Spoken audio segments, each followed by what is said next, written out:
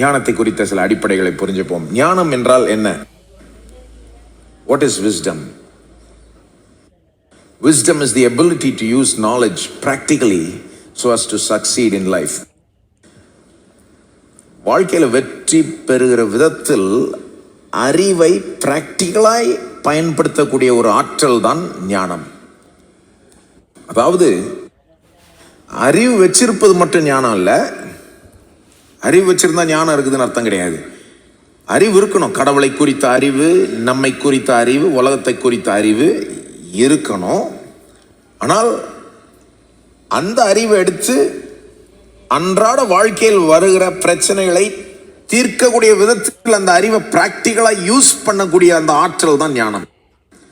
சில நேரம் பொதுவாக அப்படி இருக்காது. ஆனால் சொல்கிறேன், சில நேரம் ரொம்ப படித்தவங்க, நிறைய அறிவு உள்ளவங்க, ஒரு விதத்தில் PhD கூட படிச்சிருப்பாங்க ஒரு வேளை.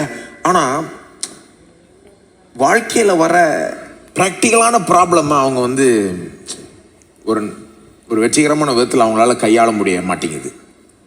ஆனால் இது வேற ஒருத்தர் எடுத்துக்கோங்க, ஒருவேளை அவங்க ஸ்கூல் படிப்பு கூட முடிக்காமல் இருந்திருக்கலாம். ஆனால் வாழ்க்கையில் வர ப்ராக்டிக்கல் ப்ராப்ளம்ஸை ரொம்ப ஞானமாக கையாளுவாங்க. சில பார்த்துருக்கீங்களா?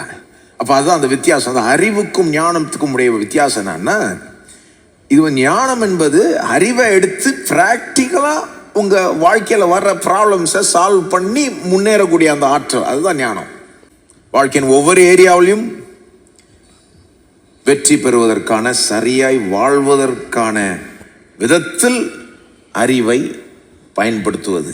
அல்லது இப்படி சொல்லலாம், ஞானம் என்றால் it is ideas that will bring you success in life.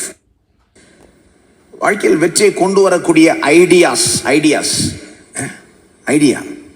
ஒரு ஐடியா ஒருத்தரை கண்டுபிடிப்பாளர் ஆக்கிடுது.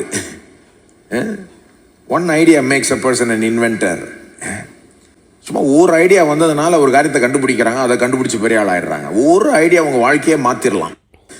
அந்த மாதிரி வாழ்க்கையில் வெற்றியை கொண்டு வருகிற ஐடியாஸ், அதுக்கு பேர் தான் ஞானம். அல்லது வாழ்க்கையை நன்றாய் வெற்றிகரமாய் வாழக்கூடிய ஒரு திறமைன்னு கூட சொல்லலாம் ஞானத்தை.